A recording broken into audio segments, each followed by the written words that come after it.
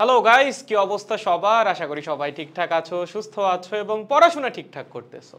পরীক্ষার এই আগের মুহূর্তে একটা সলিড প্রিপারেশন তোমাদের দরকার এবং সেই লক্ষ্যেই আমাদের এই সাজেশন ক্লাসগুলা। অ্যান্ড আই হোপ তোমরা সবাই আমাদের সাজেশন শিটটা ডাউনলোড করে ফেলছো। না করে থাকলে ওয়েবসাইট থেকে করে ফেলো। অলসো ভিডিও ডেসক্রিপশনে লিঙ্কটা দেওয়া আছে। অ্যান্ড আরও ভালো হয় যদি এরকম একটা হার্ড কপি তোমার কাছে থাকে, সেক্ষেত্রে তুমি একটু মার্ক করে করে পড়তে পারবা এবং আলটিমেটলি এটা তোমার পরীক্ষার আগে অনেক বেশি হেল্পফুল হবে। সো আমাদের সাজেশন সিরিজের 3 নম্বর ক্লাসে সবাইকে স্বাগতম।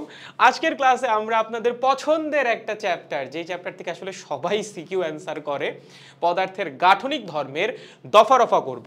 যত টাইপের প্রশ্ন এখান থেকে হওয়া সম্ভব সব কিছু নিয়ে বিস্তারিত আলোচনা হবে আজকের ক্লাসে এবং এই সবগুলো প্রশ্ন আপনারা পেয়ে যাবেন সাজেশন শিটে। সো আমার প্রথম যেই সাজেশনটা সেটা হচ্ছে সাজেশন শিট দেখে নিজেরা প্রথমে চেষ্টা করো সলভ করার জন্য। ইন কেস কোনোটাতে তোমরা আটকিয়ে যাও বা সময় কম থাকে হাতে, সেক্ষেত্রে হচ্ছে ক্লাসটা দেখে ফেলো। ক্লাসের মধ্যে আমি সবগুলো প্রশ্ন নিয়েই বিস্তারিত আলোচনা করার চেষ্টা করব। তাহলে চলেন দেরি না করে ক্লাস শুরু করা যাক। হাতে সময় অনেক কম কিন্তু পড়া অনেক বেশি, সো দ্রুত পড়াশোনা করা লাগবে। আসো, এই যে সবচেয়ে কমন টাইপের উদ্দীপক, হ্যাঁ, তুমি যদি লাস্ট 2 বছরের কোয়েশ্চেন একটু অ্যানালাইসিস করো দেখবা এই টাইপের উদ্দীপক অনেক বেশি আসছে। তোমাকে দুইটা তারের যাবতীয় সকল ইনফরমেশন দেওয়া আছে। দেখেন, প্রথম তার এবং দ্বিতীয় তারের আদি দৈর্ঘ্য দেওয়া আছে, ব্যাস দেওয়া আছে, প্রযুক্ত বল দেওয়া আছে এবং এতটুকু বল প্রয়োগ করার জন্য তারগুলার দৈর্ঘ্য প্রসারণও দেওয়া আছে। ইনফ্যাক্ট একটা তারের পয়সনের অনুপাতও আপনাকে দিয়ে দিছে, যদিও মানটা ভ্যালিড না, বাট বোর্ডে আসছিল, কারণ পয়সন অনুপাত ম্যাক্সিমাম 0.5 পর্যন্ত হইতে পারে। বাট পরীক্ষায় যদি চলে আসে যেই ডেটা দেওয়া থাকবে সেটা দিয়ে আমাদের ম্যাথ করা লাগবে, কোনো উপায় নেই। ওকে, এখন দুইটা তারের অসহ পীড়ন বলের মানও আপনাকে দিয়ে দিছে। ওকে, এবার আসেন দেখেন প্রশ্ন কি করছে। প্রথম যে প্রশ্নটা করছে সেটা হচ্ছে এ এবং বি তারের ইয়ং এর মডিউলাস নির্ণয় করো, মানে ইয়ং এর গুণাঙ্ক নির্ণয় করতে বলছে। কেমনে করবা? দেখো, এটা হচ্ছে সবচেয়ে সহজ প্রশ্ন। ঠিক আছে, কি করবা বলো তো? ইয়ং এর গুণাঙ্কের যে ডিরেক্ট ফর্মুলা সেটা অ্যাপ্লাই করবা। ফর্মুলা কি? y is equals to f multiplied by l divided by a multiplied by small l। ওকে, সব মান কিন্তু দেওয়াই আছে। যখন তুমি প্রথম তারের ইয়ং এর গুণাঙ্ক নির্ণয় করবা, তখন প্রথম তারের উপর প্রযুক্ত বল বসাবা এফ, দেন প্রথম তারের আদি দৈর্ঘ্য বসাবা এল, প্রথম তারের প্রস্থচ্ছেদের ক্ষেত্রফল বসাবা এ। ভাই, প্রথম তারের প্রস্থচ্ছেদের ক্ষেত্রফল কেমনে বের করব? দেখো, তোমাকে ব্যাস দিয়ে দিছে, ব্যাস যদি দেওয়া থাকে সেখান থেকে প্রস্থচ্ছেদের ক্ষেত্রফল বের করতে পারবা না। সহজ, direct formula, a is equals to pi d square divided by 4 যদি ব্যাস দিয়ে করো। আর যদি ব্যাসকে অর্ধেক করে ব্যাসার্ধ দিয়ে করো, সেক্ষেত্রে হবে হচ্ছে a is equals to pi r square. So সম্পূর্ণ তোমার ইচ্ছা। এবং এলটা হচ্ছে এই যে আমরা বলটা প্রয়োগ করলাম তার জন্য দৈর্ঘ্য বৃদ্ধি, সেটাও দেওয়া আছে 14 মিলিমিটার। জাস্ট বসাই দিবেন, তাহলেই প্রথম তারের ইয়ং এর গুণাঙ্ক বের হয়ে যাবে। সিমিলারলি দ্বিতীয় তারের যে ইনফরমেশনগুলো দেওয়া আছে সেগুলো বসাই দিলে দ্বিতীয় তারের ইয়ং এর গুণাঙ্ক বের হয়ে যাবে। আই গেস পারবো। সেকেন্ড কোয়েশ্চেনটা দেখো কি বলছে, এ এবং বি তারের মধ্যে কোনটা বেশি স্থিতিস্থাপক? যদি কখনো এই টাইপের প্রশ্ন আসে, সবসময় চেষ্টা করবা দুইটা তারের স্থিতিস্থাপকতার গুণাঙ্ক বের করতে। যেহেতু এখানে দৈর্ঘ্য বৃদ্ধির কথা বলা হয়েছে, সো আমরা অবশ্যই ইয়ং এর গুণাঙ্কের মান বের করব। তাহলে আমরা কি করব? দুইটা তারের ইয়ং এর গুণাঙ্ক বের করব। লেটস সাপোজ অ্যান্সার এরকম আসলো যে প্রথম তারের ইয়ং এর গুণাঙ্ক ইজ গ্রেটার দ্যান দ্বিতীয় তারের ইয়ং এর গুণাঙ্ক। সেক্ষেত্রে আমরা সলভটা কি লিখব? লিখতে হবে প্রথম তার বেশি স্থিতিস্থাপক। ঠিক আছে, কি? প্রথম তার বেশি স্থিতিস্থাপক। কেন? যার স্থিতিস্থাপকতার গুণাঙ্ক যত বেশি সে তত বেশি স্থিতিস্থাপক হবে। সো দুইটা তার তোমার দিয়ে দিছে, তোমার কাজ হচ্ছে এই দুজনের ইয়ং এর গুণাঙ্কের মান বের করা। যার ইয়ং এর গুণাঙ্ক বেশি হবে তার স্থিতিস্থাপকতাও বেশি হবে। পারবো? গুড। নেক্সট 3 নাম্বার কোয়েশ্চেন কি বলছে? এ এবং বি তারের অসহপীড়নের মান নির্ণয় করো। ভাইয়া, এটা কেমনে করবা? অসহপীড়ন বল দেওয়া আছে, এখান থেকে অসহপীড়ন কেমনে নির্ণয় করবা? খুবই সহজ, লেখেন অসহপীড়ন। কি ভাইয়া? অসহপীড়ন ইজ ইকুয়ালস টু অসহপীড়ন বল মানে হচ্ছে এফ অসহ ডিভাইডেড বাই প্রস্থচ্ছেদের ক্ষেত্রফল। ডান। সো প্রথম তারের অসহপীড়ন বলকে প্রথম তারের প্রস্থচ্ছেদের ক্ষেত্রফল দিয়ে ভাগ করে দিবা, তাহলে প্রথম তারের অসহপীড়ন বের হয়ে যাবে।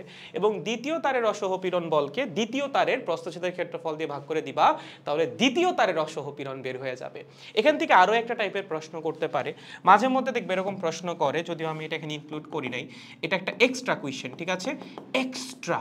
ওকে ভাইয়া, কি কোয়েশ্চেন? সেটা হচ্ছে তোমাকে জিজ্ঞাসা করবে, একটা তার দিয়ে দিবে, তার বিভিন্ন প্রপার্টি দিয়ে দিবে, দিয়ে জিজ্ঞাসা করবে যে তার ছিঁড়ে যাবে কিনা। কি? তার ছিঁড়ে যাবে কিনা। ওকে, এটা চেক করার উপায় কি? এটা চেক করার উপায় হচ্ছে আমরা যেটা করব, আইদার তারের উপর প্রযুক্ত বলটা নির্ণয় করব। যদি তারের উপর প্রযুক্ত বল অসহপীড়ন বলের চেয়ে বেশি বা সমান হয়ে যায়, অসহপীড়ন বলের সমান বা তার চেয়ে বেশি হয়ে যায়, তাহলে তার ছিঁড়ে যাবে। অথবা আমরা তারের মধ্যে তৈরি হওয়া পীড়নের মান বের করব। কি করব? তারের মধ্যে তৈরি হওয়া পীড়নের মান বের করব। যদি পীড়নের মান বা তারের মধ্যে তৈরি হওয়া পীড়নের মান অসহপীড়নের সমান বা তার চেয়ে বেশি হয়ে যায়, সেক্ষেত্রেও তার কি হবে? ছিঁড়ে যাবে। কন্ডিশনগুলো একটু মাথায় রাখো, এগুলো যদি হয়ে যায় সেক্ষেত্রে কিন্তু তার আর টিকে থাকবে না, তারের অবস্থা শেষ, তার ছিঁড়ে যাবে। বুঝেছো? একদম সহজ। পারবো এগুলো আসলে? গুড। নেক্সট কি বলছে? এ তারের পার্শ্ব বিকৃতি নির্ণয় করো। কেমনে করবা? দেখো, এ তারের পয়সনের অনুপাত দেওয়া আছে, এ তারের দৈর্ঘ্য বিকৃতি দেওয়া আছে, সেখান থেকে পার্শ্ব বিকৃতি কেমনে বের করবেন? অতীব সহজ ম্যাথ। আসেন 4 নাম্বারটা। আমরা জানি পয়সনের অনুপাত ইজ ইকুয়ালস টু মাইনাস, উপরে হচ্ছে পার্শ্ব বিকৃতি, নিচে কি বলতো? নিচে হচ্ছে দৈর্ঘ্য বিকৃতি। দৈর্ঘ্য বিকৃতি মানে হচ্ছে l divided by capital L. তার মানে পার্শ্ব বিকৃতির মান কত হবে? পার্শ্ব বিকৃতি হবে, লেখেন, পার্শ্ব বিকৃতি হবে হচ্ছে মাইনাস দিয়ে পয়সনের অনুপাত into L divided by capital L. Okay, তাহলে দেখো পয়সন অনুপাত তো কুইশনেই দেওয়া আছে, যেটা দেওয়া থাকবে সেটাই আমাদের ব্যবহার করতে হবে, কিচ্ছু করার নাই। 0.57 মাল্টিপ্লাইড বাই প্রথম তারের দৈর্ঘ্য বৃদ্ধি কত? 14 মিলিমিটার। তার মানে উপর আমরা লিখতে পারি 14 মিলিমিটার। আদি দৈর্ঘ্য কত? আদি দৈর্ঘ্য হচ্ছে 1.6 মিটার, বাট উপরের ভ্যালুটাকে তো তুমি মিলিমিটারে বসাইছো, তারপর নিচের ভ্যালুটাকেও মিলিমিটারে বসাইতে হবে 1600 মিলিমিটার। সো এখান থেকে আমাদের পার্শ্ব বিকৃতির মান বের হয়ে যাবে। এবং এই পার্শ্ব বিকৃতি এখানে নেগেটিভই আসবে। কেন? কারণ সাইড বরাবর প্রস্থ কি হইছে? চেপে আসছে, বা ব্যাসার্ধ কি হইছে? চেপে আসছে, এর জন্য পার্শ্ব বিকৃতি আসতেছে নেগেটিভ। Clear guys? একদম সহজ, এর মধ্যে যে কোনোটা পরীক্ষায় আসলে পারবো। অলসো এখানে যে এক্সট্রা টাইপের কোয়েশ্চেনটা বলে দিলাম, এটা একটু মাথায় রাখো, কন্ডিশনটা জাস্ট মাথায় রাখো, তাইলেই পরীক্ষায় সলভ করে আসতে পারবা। আসেন নেক্সট কি বলছে? বলছে বি তারটার পার্শ্ব বিকৃতি 2 × 10⁻⁻4 হলে পয়সনের অনুপাত কত? সো আমাদের পার্শ্ব বিকৃতির মান দিয়ে দিছে, আমরা কি জানি? পয়সনের অনুপাত একদম সহজ, জাস্ট আগের ফর্মুলাটাই।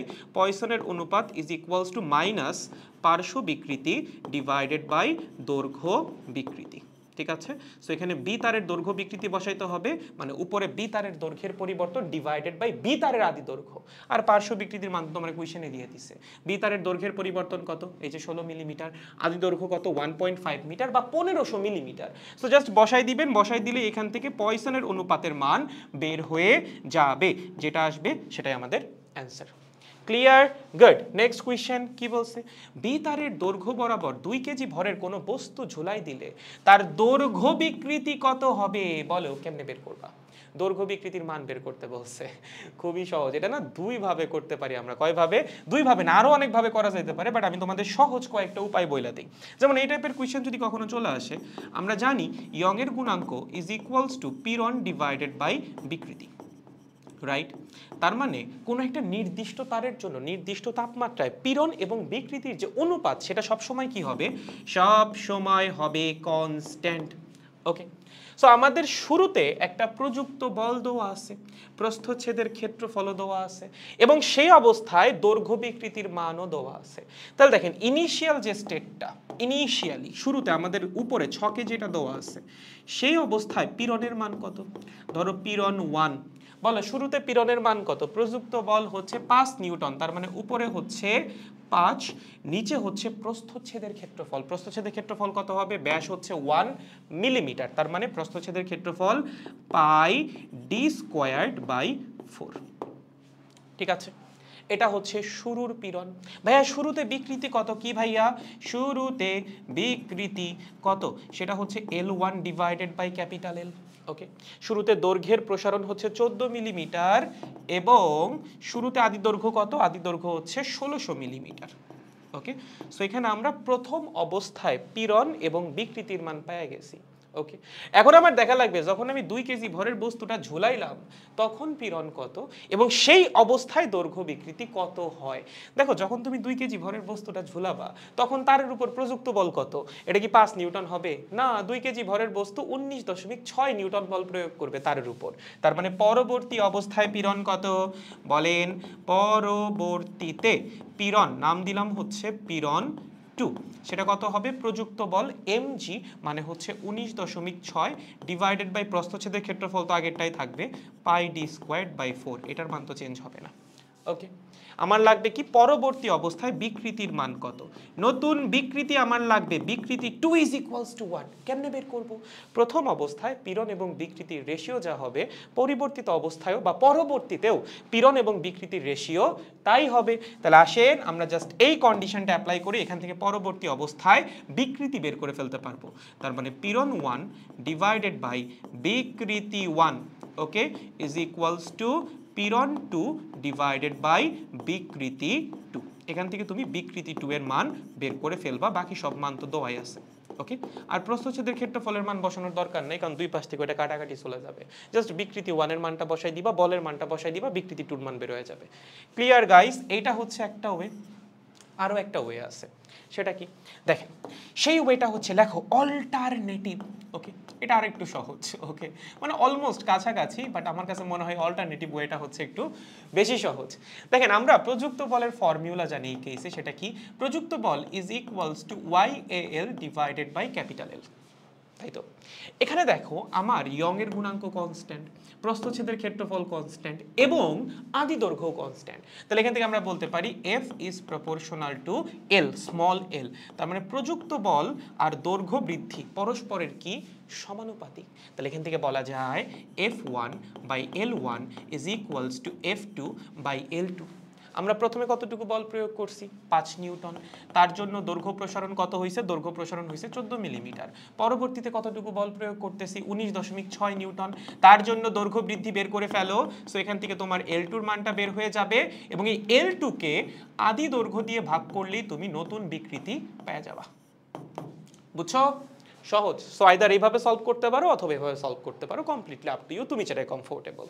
ওকে, সলভড। নেক্সট, উদ্দীপকের দৈর্ঘ্য বিকৃতি ঘটাতে এ তারে এবং বি তারে একক আয়তনে সঞ্চিত শক্তির পরিমাণ কত এবং একক ক্ষেত্রফলে সঞ্চিত শক্তির পরিমাণ কত?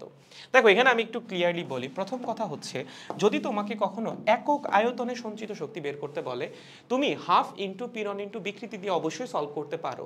বাট যদি পীড়ন এবং বিকৃতির মান সরাসরি প্রশ্নে দেওয়া না থাকে, সেক্ষেত্রে আমরা একটু অন্যভাবে চিন্তা করব। দেখেন, প্রথম যে ওয়েটা, সেটা হচ্ছে টোটাল সঞ্চিত শক্তি। কি? টোটাল সঞ্চিত শক্তি। সেটার ফর্মুলা কি? টোটাল সঞ্চিত শক্তির দুইটা ফর্মুলা আছে, তাই না? একটা হচ্ছে বড় ফর্মুলা, সেটা কি বলে তো? Half into YAL square divided by capital L. এটা আমরা খুব কমই ইউজ করি। মোস্ট অফ দ্য কেসেস যেটা ইউজ হবে সেটা হচ্ছে ছোট formula, half into F into small L. Okay, এটা হচ্ছে টোটাল সঞ্চিত শক্তি। ভাইয়া, একক আয়তনে সঞ্চিত শক্তি কেমনে বের করব? একক আয়তনে সঞ্চিত শক্তি, সেটার নাম নিলাম ই প্রাইম। সেটা কি হবে? সেটা হবে হচ্ছে টোটাল সঞ্চিত শক্তি ডিভাইডেড বাই ভলিউম। ওকে, একটা তারের ভলিউম মানে কি? প্রস্থচ্ছেদের ক্ষেত্রফল মাল্টিপ্লাইড বাই দৈর্ঘ্য। That means E total divided by A multiplied by L. এবং এটাকেই একটু সিম্পলিফাই করলে আলটিমেটলি আসে E prime is equals to half into পীড়ন মাল্টিপ্লাইড বাই বিকৃতি। ওকে, ঠিক আছে।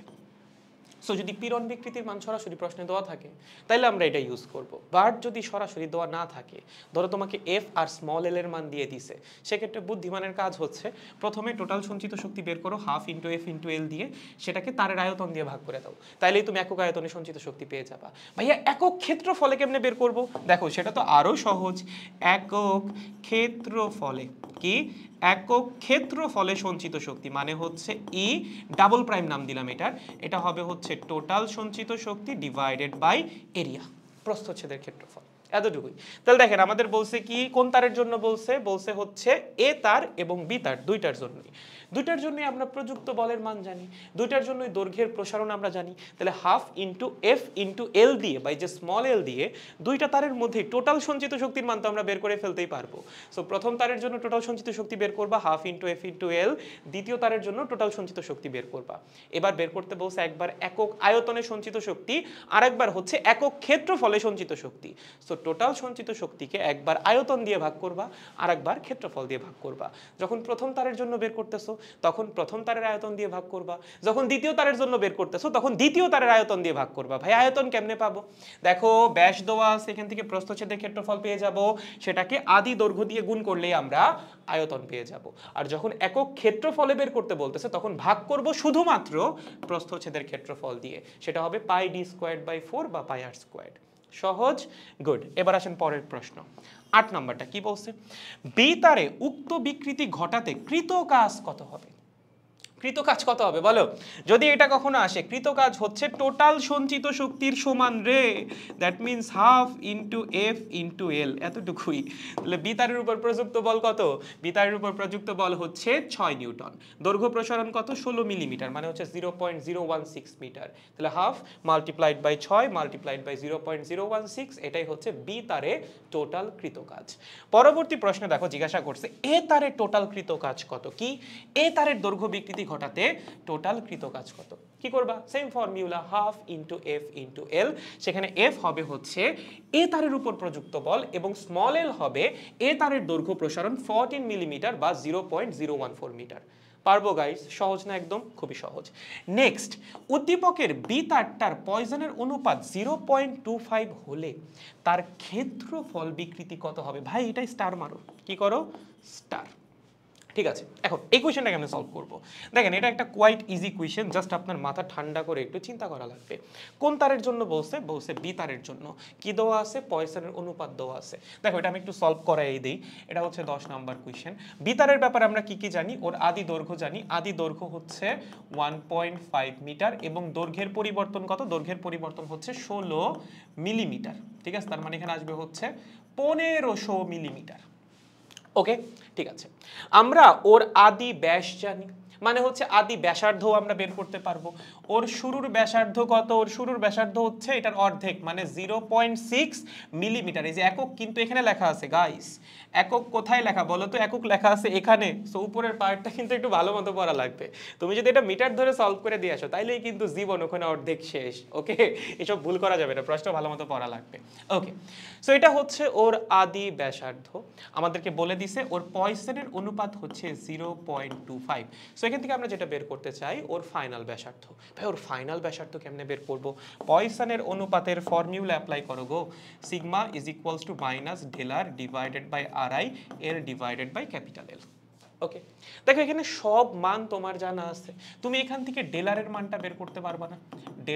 ডেলার আসবে মাইনাস সামথিং, ঠিক আছে, কোন একটা নেগেটিভ ভ্যালু আসবে। ডেলার মানে কি? ব্যাসার্ধের পরিবর্তন, তার মানে ফাইনাল ব্যাসার্ধ মাইনাস ইনিশিয়াল ব্যাসার্ধ। ইনিশিয়াল ব্যাসার্ধের মান কোয়েশ্চেনে দেওয়া আছে, এখান থেকে তুমি ফাইনাল ব্যাসার্ধ পাবা না।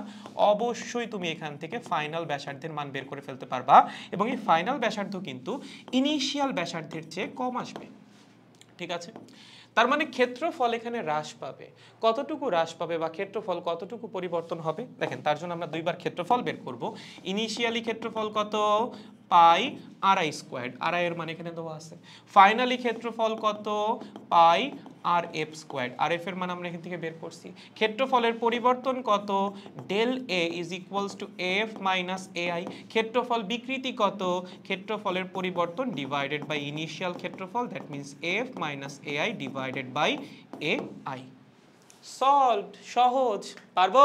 শিওর। সো এভাবে হচ্ছে আমরা ক্ষেত্রফল বিকৃতি বের করে ফেলতে পারি। এটা কিন্তু এইচএসসি পরীক্ষার জন্য খুবই খুবই গুরুত্বপূর্ণ, সলভ করে যায়। ঠিক আছে, আসো নেক্সট কি বলছে? বলছে বি তারটার আয়তন অপরিবর্তিত থাকলে ইহার পয়সনের অনুপাত নির্ণয় করা সম্ভব কি? অবশ্যই সম্ভব। শুনো, আয়তন যদি চেঞ্জ না হয় তাহলে পয়সনের অনুপাত কনস্ট্যান্ট, সেটা হচ্ছে সিগমা ইজ ইকুয়ালস টু 0.5। এটা একটু মাথায় রাখো। আয়তন যদি আনচেঞ্জড থাকে পয়সনের অনুপাত সবসময় 0.5 হবে। এখন ভাইয়া এটা আমি দেখাবো কেমনে? এটা দেখানো খুব সহজ। দেখেন ইনিশিয়ালি আমরা যেটা করব, ইনিশিয়ালি এটা কত নাম্বার প্রশ্ন? এটা হচ্ছে 11 নাম্বার প্রশ্ন। ও মাই গড। আসো ইনিশিয়াল ভলিউম লেখো। ইনিশিয়াল ভলিউম বলো তো শুরুতে আয়তন কত? শুরুতে আয়তন হচ্ছে শুরুর দৈর্ঘ্য এল আই মাল্টিপ্লাইড বাই শুরুর প্রস্থচ্ছেদের ক্ষেত্রফল। ওকে, শুরুর প্রস্থচ্ছেদের ক্ষেত্রফল মানে কি? L I into pi R I squared. Okay, তাহলে ফাইনাল ভলিউম কত হবে ভাইয়া? ফাইনাল ভলিউম এটার সমানই হওয়া লাগবে। আমরা বলছি আয়তন অপরিবর্তিত থাকবে, তার মানে final volume is equals to final প্রস্থচ্ছেদের ক্ষেত্রফল ইনটু ফাইনাল দৈর্ঘ্য। এটা হবে হচ্ছে এটার সমান li multiplied by pi r i স্কোয়ারের সমান। ওকে, এখন ফাইনাল দৈর্ঘ্য কত এটা কেমনে বের করব? দেখো খুবই সহজ। শুরুতে দৈর্ঘ্য ছিল হচ্ছে 1.5 মিটার। ওকে, এটা কার জন্য? এটা হচ্ছে বিতারের জন্য। হ্যাঁ, শুরুতে দৈর্ঘ্য ছিল 1.5 মিটার, পরবর্তীতে তার দৈর্ঘ্য 16 মিলিমিটার বৃদ্ধি পাইছে। Then what is the final length? Final length হবে হচ্ছে শুরুতে যেটা ছিল প্লাস যতটুকু বৃদ্ধি পাইছে, তার মানে ফাইনাল লেন্থ 1.516 মিটার। ঠিক আছে, সো এখান থেকে আমরা ফাইনাল লেন্থ বসাই দিব এবং এফ মানে হচ্ছে পাই আর এফ স্কোয়ার্ড, এটা হচ্ছে 1.516 ইজ ইকুয়ালস টু এলআই কত? এলআই হচ্ছে 1.5, এটা হচ্ছে পাই আর আই স্কোয়ার্ড। ওকে, সব মান তোমার জানা আছে, তোমার কাজ হচ্ছে এখান থেকে আর এফ এর মানটা বের করা। কিসের মান? আর এফ বা ফাইনাল ব্যাসার্ধ। এখন তুমি ফাইনাল ব্যাসার্ধ জানো, তুমি ইনিশিয়াল ব্যাসার্ধ জানো, ইনিশিয়াল লেন্থ জানো, ফাইনাল লেন্থ জানো, তোমার কি করা লাগবে? পয়সনের অনুপাত বের করা লাগবে। বলো কত হবে? Sigma is equals to minus উপরে হচ্ছে ব্যাসার্ধের পরিবর্তন R F minus R I divided by R I এবং নিচে হচ্ছে দৈর্ঘ্যের পরিবর্তন বাই আদি দৈর্ঘ্য। ওকে, সো এখান থেকে জাস্ট ক্যালকুলেট করলেই আমাদের সিগমা বা পয়সনের অনুপাত বের হয়ে যাবে। বুঝছেন? একদম সহজ, পারবো এগুলো আসলে? গুড। এইবার আসো হচ্ছে 12 নাম্বার প্রশ্ন। কি বলছে? উদ্দীপকের এ এবং বি তারকে নির্দিষ্ট ভর সহ সরল দোলকে পরিণত করলে কোনটা ধীরে চলবে? এইটার মধ্যে একটা স্টার মার্ক দাও। ঠিক আছে, এটা হচ্ছে তোমাকে চ্যাপ্টার 8 আর চ্যাপ্টার 7 মিক্স করে যদি প্রশ্ন করে তখন এরকম একটা প্রশ্ন তোমায় করতে পারে। এখন ভাই এই প্রশ্নটা কেমনে সলভ করব? শুনো, এভাবে যে ডেটা দেওয়া আছে বক্সের মধ্যে, ঠিক আছে, যদি এরকম ডেটা দিয়ে ম্যাথটা আসে, যদি তোমার আদি দৈর্ঘ্য ডিফারেন্ট হয় দুইটা তারের, যদি আদি ব্যাস ডিফারেন্ট হয় দুইটা তারের, সেক্ষেত্রে অবশ্যই তোমাকে এক্স্যাক্ট ভরের মানটা দিয়ে দিবে। আর যদি তোমাকে এক্স্যাক্ট ভর না দিয়ে একটা নির্দিষ্ট ভরের কথা বলে, সেক্ষেত্রে প্রশ্নে বলাই থাকবে দুইটা তারের আদি দৈর্ঘ্য এবং আদি প্রস্থচ্ছেদের ক্ষেত্রফল সমান। সেই অবস্থায় যদি দুইটা তারের মধ্যে আমরা একই ভর যুক্ত করে দেই বা একটা নির্দিষ্ট ভর আমরা যুক্ত করে দেই, তাহলে কোনটা সরল দোলকে ধীরে চলবে বা সরল দোলক হিসেবে ব্যবহার করলে ধীরে চলবে। তার মানে এখানে দুই রকম কেস হওয়া সম্ভব। একটা হচ্ছে দৈর্ঘ্য যদি ডিফারেন্ট হয় এবং প্রস্থচ্ছেদের ক্ষেত্রফল যদি ডিফারেন্ট হয়, সেক্ষেত্রে এক্স্যাক্ট ভরের মানটা উল্লেখ করে দিবে। আর যদি ভরের মান উল্লেখ করে না দেয়, যেমনটা এখানে বলা আছে, সেক্ষেত্রে দেখবা উদ্দীপকে বলেই দিছে দুইটা তারের আদি দৈর্ঘ্য সেম এবং প্রস্থচ্ছেদের ক্ষেত্রফলও সেম। তাহলে কোনটা কেমনে সলভ করব? দেখেন, আলটিমেটলি আপনার গোল একটাই, সেটা হচ্ছে কোন তারটা বেশি প্রসারিত হচ্ছে সেটা চেক করা। সো ধরেন আপনাকে বলে দিছে দুইটা তারের দৈর্ঘ্য সেম, দুইটা তারের কি সেম? আদি দৈর্ঘ্য এবং প্রস্থচ্ছেদের ক্ষেত্রফল সেম সেম সেম। এটা আসার সম্ভাবনাই বেশি, বুঝছো? দেখবা আসলে এটাই চলে আসছে। ওকে, যদি সেম হয় এবার কেমনে সলভ করব? শুনেন, আপনাকে অবশ্যই ইয়ং এর গুণাঙ্ক দিয়ে দিবে। কি দিয়ে দিবে? ইয়ং এর গুণাঙ্ক দেওয়া থাকবে, ইয়ং এর গুণাঙ্ক দেওয়া থাকবে।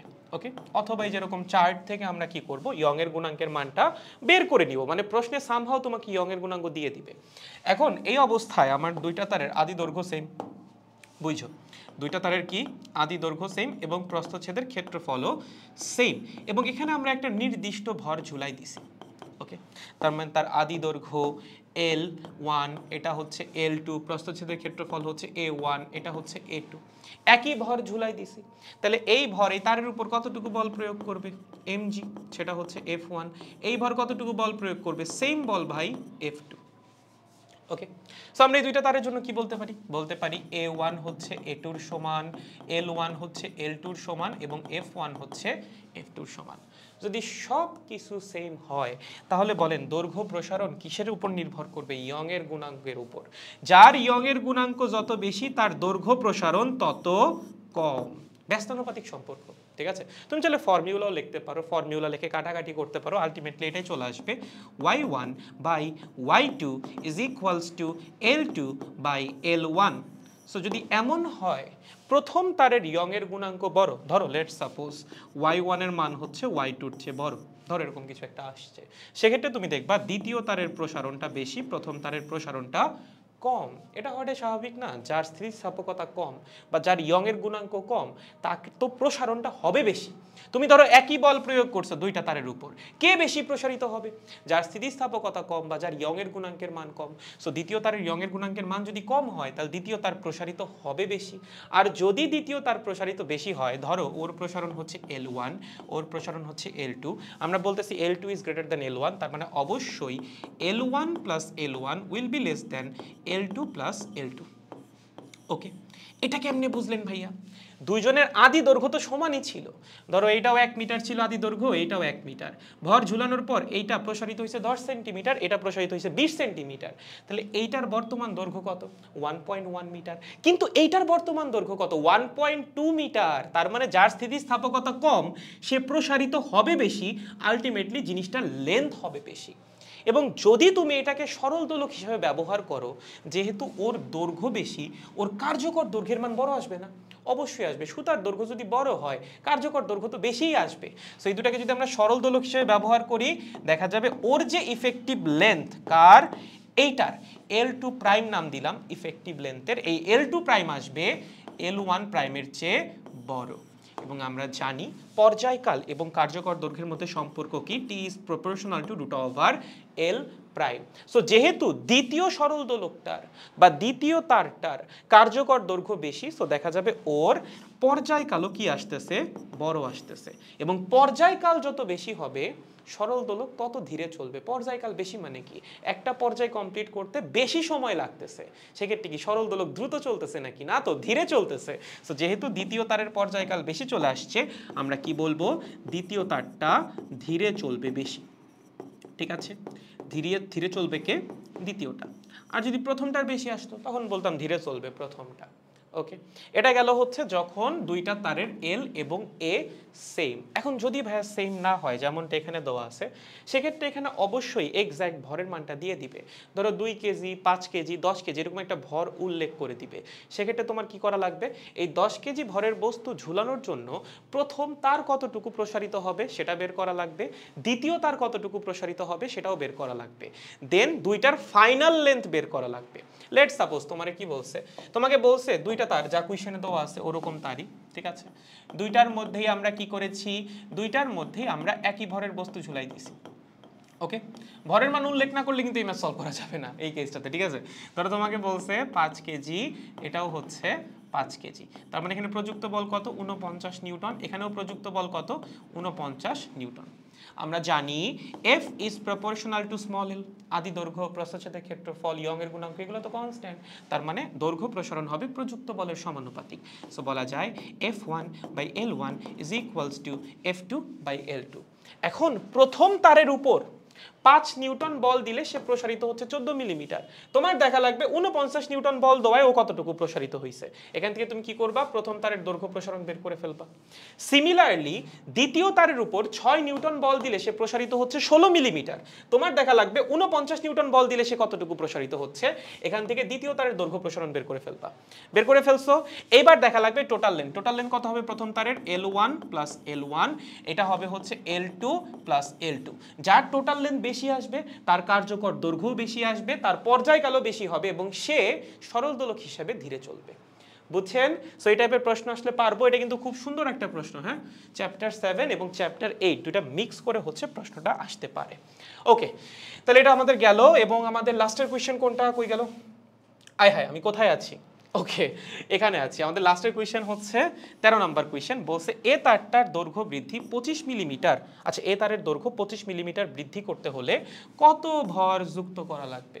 ভাই এটা কোনো প্রশ্ন হয়েছে? বলো তো, এটার অ্যান্সার কি করবা? বলো বলো, এতক্ষণ ধরে বলে আসতেছি F1 by L1 is equals to F2 by L2। এ তারের দৈর্ঘ্য 14 মিলিমিটার প্রসারিত হয়েছে যখন আমরা 5 নিউটন বল দিছি। তার মানে উপরে বসাও 5, নিচে বসাও 14। এখন আমরা কত মিলিমিটার প্রসারিত করতে চাচ্ছি? 25 মিলিমিটার। তার মানে আমি চাচ্ছি 25 মিলিমিটার প্রসারিত করতে, আমার দেখা লাগবে তার জন্য কতটুকু বল দেওয়া লাগে। সো এখান থেকে হচ্ছে F2 এর মান বের করে ফেলবা। এখন এতটুকু বল তৈরি করার জন্য কত ভরের বস্তু ঝুলানো লাগবে? খুবই সহজ, M is equals to F2 divided by G। এটাই হবে হচ্ছে ভরের মান। ডান, পারবো গাইস। সো আমার মনে হয় এই টাইপের উদ্দীপক থেকে যত রকম প্রশ্ন আসা সম্ভব সবই আলোচনা করা হয়েছে এবং এগুলো যদি পরীক্ষায় আসে আপনারা অবশ্যই অ্যান্সার করতে পারা উচিত। চলেন নেক্সট টাইপ আসেন। নেক্সট টাইপে কি বলেছে, এই যে এটা গ্রাফ থেকে প্রশ্ন আসতে পারে। ওকে ভাইয়া, কোয়েশ্চেনটি একটু পড়েন তো দেখি ভাইয়া। বলছে চিত্রে 1.5 মিটার আদি দৈর্ঘ্যের এ এবং বি দুইটা একই উপাদানের তার। তাহলে দেখো এখানে বলছে কি কি। প্রথম কথা, দুইটার আদি দৈর্ঘ্য সেম। সো আমরা এখান থেকে বলতে পারি L1 is equals to L2। এটা তো বলাই যায় তাই না?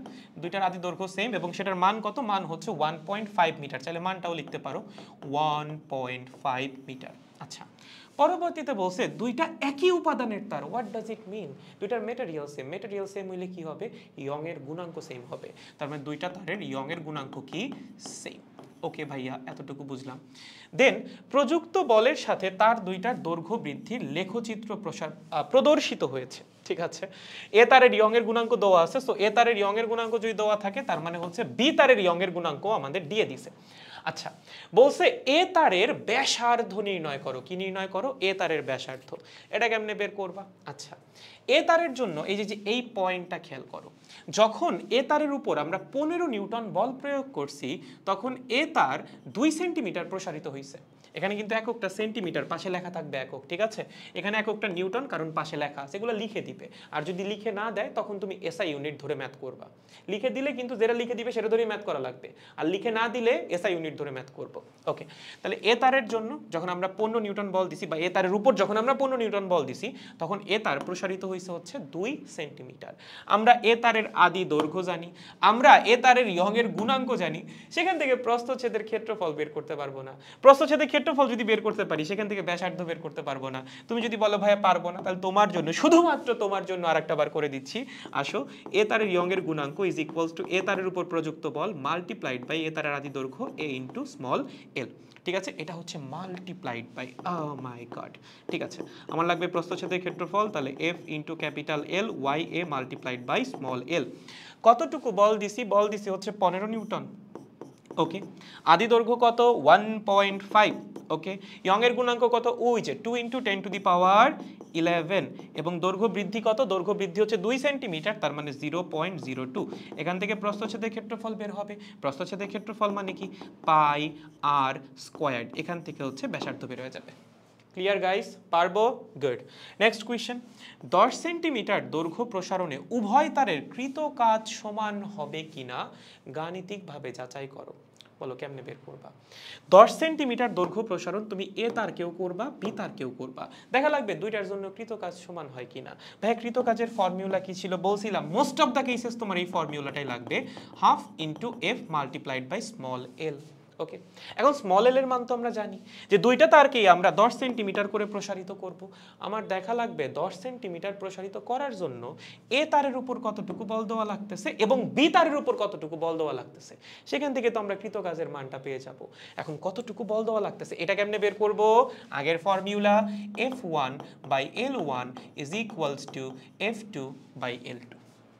ওকে, দেখেন প্রথম যে তারটা, এ তারটা, তাকে 2 সেন্টিমিটার প্রসারিত করার জন্য আমরা 15 নিউটন বল দিছি। তার মানে 2 সেন্টিমিটার প্রসারণের জন্য লাগতেছে 15 নিউটন বল। 10 এর জন্য কতটুকু বল লাগবে? এটার নাম দাও হচ্ছে এফ এ। বল লাগবে কতটুকু? বলো বলো বলো, ক্যালকুলেট করো। এখান থেকে আসবে হচ্ছে 5। 5 ইনটু 15 মানে হচ্ছে 75 নিউটন। তার মানে এ তারের জন্য লাগবে হচ্ছে 75 নিউটন বল। ভাইয়া বি তারের জন্য কতটুকু লাগবে? ঠিক একইভাবে F1 by L1 is equals to F2 by L2। বলেন বি তারের জন্য বা বি তারকে আমার 2 সেন্টিমিটার প্রসারিত করার জন্য কতটুকু বল দেওয়া লাগছে? 7 নিউটন বল দেওয়া লাগছে। তাই আমি লিখতে পারি উপরে হচ্ছে 7, নিচে হচ্ছে 2। এবার চাচ্ছি 10 সেন্টিমিটার প্রসারিত করতে, তার জন্য কতটুকু বল লাগবে সেটাই হচ্ছে এফ বি। তাহলে বলেন এফ বি কত হবে? এফ বি হবে হচ্ছে 35 নিউটন। তার মানে এ তারকে 10 সেন্টিমিটার প্রসারিত করতে বল লাগছে হচ্ছে 75 নিউটন। সমপরিমাণ প্রসারণ বি তারে ঘটাইতে বল লাগছে কতটুকু? মাত্র 35 নিউটন। এখান থেকে জাস্ট কৃত কাজটা বের করবা, দেখবা প্রথম তার বা এ তারের জন্য কৃত কাজ আসতেছে বেশি, বি তারের জন্য কৃত কাজ আসবে কি? কম। তার মানে অবশ্যই কৃত কাজ কি হবে না? সমান হবে না। সলভ করতে পারবো, একদম সহজ। গুড। নেক্সট আসো, কি বলছে, এই যে এটা হচ্ছে একটা বোর্ড সিকিউ, যশোর বোর্ডে আসছিল 2017 সালে। কত সালে? 2017 সালে। বাট সুন্দর একটা সিকিউ। কোয়েশ্চেন পড়ো, দেখো কি বলছে। বলছে একটা 250 নিউটন ওজনের ভারী সুষম ধাতব বার এক্স ওয়াই সমান দৈর্ঘ্যের দুইটা তার এ এবং বি দ্বারা আনুভূমিক তলে ঝুলানো আছে। ওকে, তার মানে এইটার টোটাল লেন্থ যা, এইটার টোটাল লেন্থ তাই। ওকে, যা চিত্রে দেখানো হয়েছে সেটা হচ্ছে অসম্প্রসারিত অবস্থা।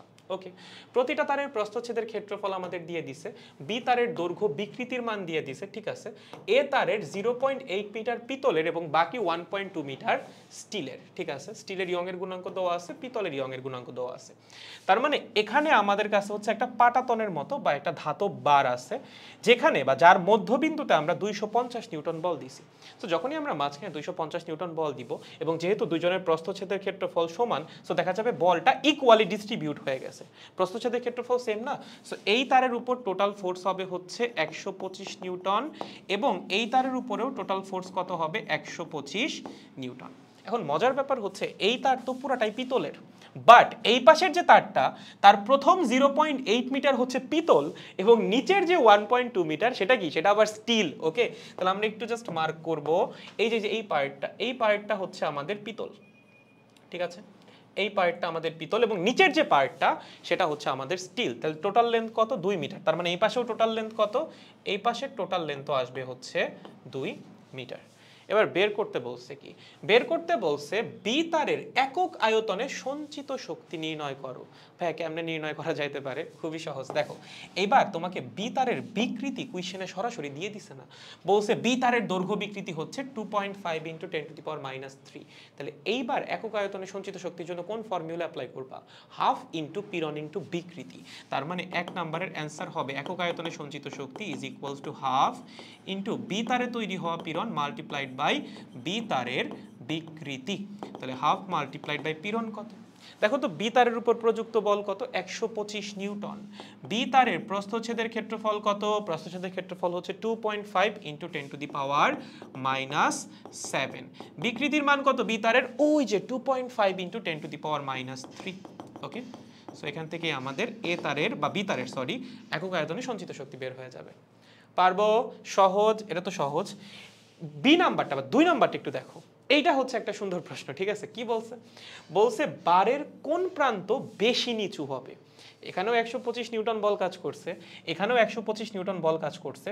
দুই পাশ যদি সমান পরিমাণ প্রসারিত হয়, ধরো এই পাশও 1 মিলিমিটার প্রসারিত হইলো, এই পাশও 1 মিলিমিটার প্রসারিত হইলো, দেন বারটার কোনো প্রান্তই নিচু হবে না, সে আনুভূমিকভাবেই নিচে নামবে, ঠিক আছে। যেমন এসেছিল সেভাবেই থাকবে যদি দুই পাশে প্রসারণ সেম হয়। এখন ধরো এই পাশে প্রসারণ হচ্ছে 1 মিটার, 1 মিটার না 1 মিলিমিটার, এই পাশে প্রসারণ কত? 1 মিলিমিটার, আর এই পাশে প্রসারণ ধরো 2 মিলিমিটার, তখন বারটা দেখতে কেমন হবে? তখন বারটা দেখতে হবে এরকম। তার মানে বারের এই প্রান্তটা তখন বেশি নিচে নেমে যাবে। তার মানে আমার দেখা লাগবে কোন তারের প্রসারণ বেশি। যেই তারের প্রসারণটা বেশি হবে বারের সেই প্রান্ত বেশি নিচে নামবে। ওকে, এতটুকুই হচ্ছে কাজ। তাহলে ভাইয়া প্রসারণটা কেমনে বের করব?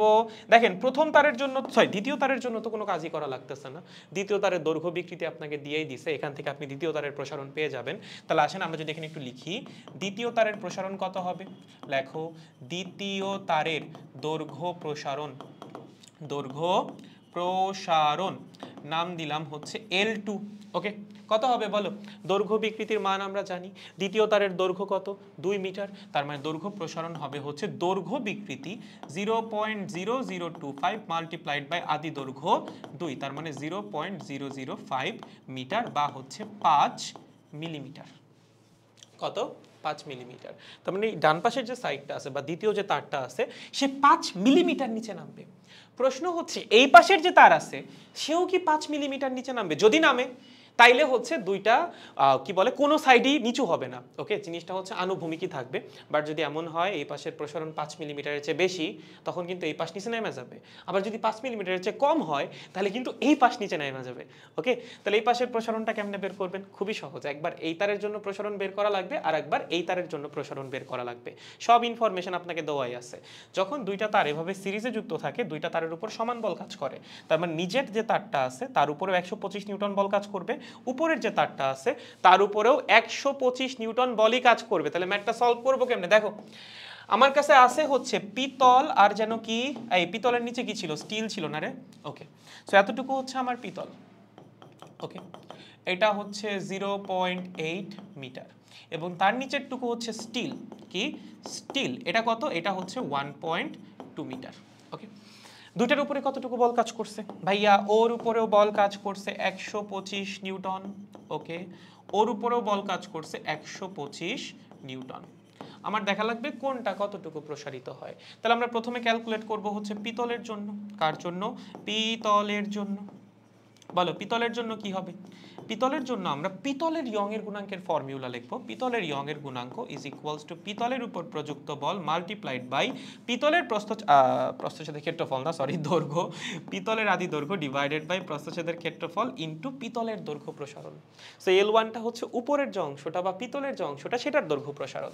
সো এখান থেকে আমরা পিতলের দৈর্ঘ্য প্রসারণের মান বের করব। প্রযুক্ত বল কত হবে? 125।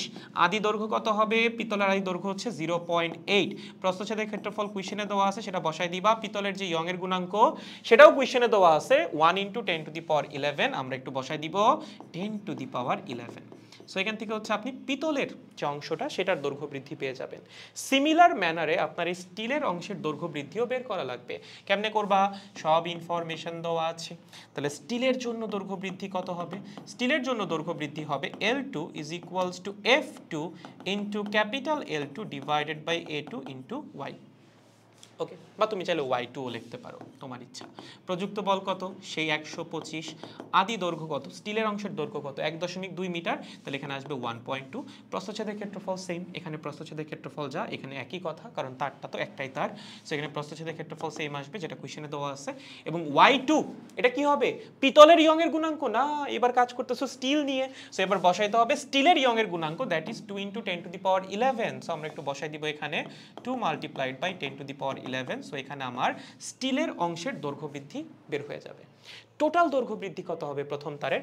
টোটাল দৈর্ঘ্য বৃদ্ধি হবে L1 total is equals to L1 plus L2। যদি এই L1 টোটাল বা প্রথম তারের টোটাল দৈর্ঘ্য বৃদ্ধি লেখো, যদি টোটাল দৈর্ঘ্য বৃদ্ধি 5 মিলিমিটারের চেয়ে বেশি হয় তাহলে বাম প্রান্ত নিচু হবে। কি হবে? বাম প্রান্ত নিচু হবে। যদি 5 মিলিমিটারের চেয়ে কম হয় তাহলে ডান প্রান্ত নিচু হবে। যদি দুইটা সমান হয় কোনো প্রান্তই নিচু হবে না।